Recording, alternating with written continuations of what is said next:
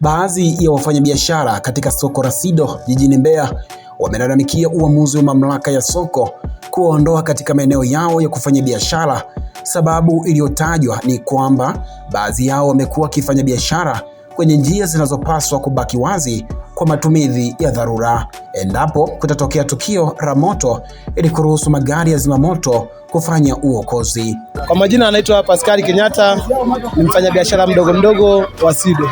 Hali iliyopo kwa kweli sio nzuri, ni hali mbaya kwa sababu sisi kama machinga tunaondolewa kwenye maeneo yetu ya kazi, lakini tumeondolewa kinyume na utaratibu, tunaweza tukasema, kwa sababu hatukupewa muda wa kujiandaa kwamba labda tumetengenezewa mazingira ni wapi ya kwenda baada ya kuondoka kwenye eneo hili.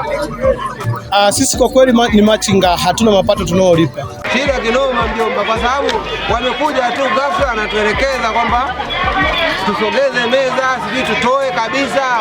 Sasa sisi tutaenda wapi? Tutakula wapi? Ina maana nataka tuingie mtaani tukakabe. Bora angetuonyesha hata eneo kwamba eneo labda alipo wametutengea eneo la kufanyia biashara hizi hapa, lakini hilo eneo hamna, kutuambia hamna. Aidha, Baharia TV ilifanya jitihada za kumtafuta mwenyekiti wa soko ambaye alitoa ufafanuzi kuhusu hatua hiyo na sababu za kuchukuliwa kwake. Ndiyo, mimi kiongozi katika hili soko la Sido, ndio? Ndiyo. Wananchi ama wafanya biashara katika eneo hili la Sido wanahoji hali ya kuondolewa hii leo katika maeneo yao. Hali ikoje labda? Ndiyo, hii hali ya kuondolewa, kwanza ni kushukuru mwandishi. Ili jambo lilikuwepo leo, tulikuwa nafanya hitimisho.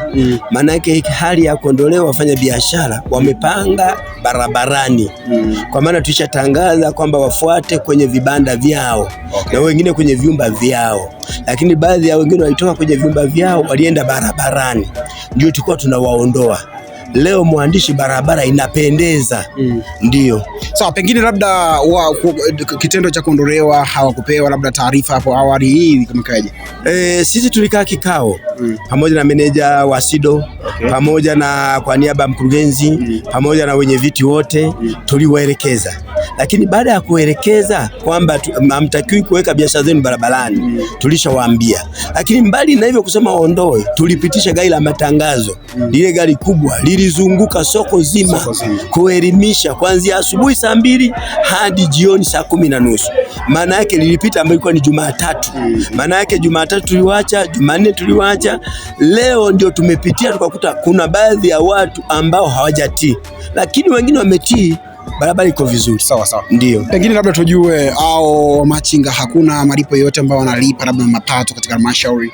Hakuna. Manake pale wamekaa tu. Yaani wale kwa lugha nyingine tunasema hakuna wanacholipa. Wala hata kusema labda wanalipa sehemu fulani hakuna. Ndio maana tumeamua kuondoa, kwa sababu zile barabara ni sehemu magari yapite yao ya uwazi. Ndio. Na lingine mwandishi ambao limefanya mpaka viongozi tuwe wakali. Pindi alikuja kiongozi wa fire wazima moto, alikuja kutuweka semina. Alitupa kwamba baada ya kupita kwenye soko ikaonekana soko halina barabara, alitushauri mkae na wafanya biashara. Inaweza katokea tatizo lolote, gari halipiti. Sasa ndugu yangu mwandishi, hata bajaji haipiti. Ndio maana ukienda sasa hivi hata gari kubwa linapita, hata ingepita fuso tandem linapita.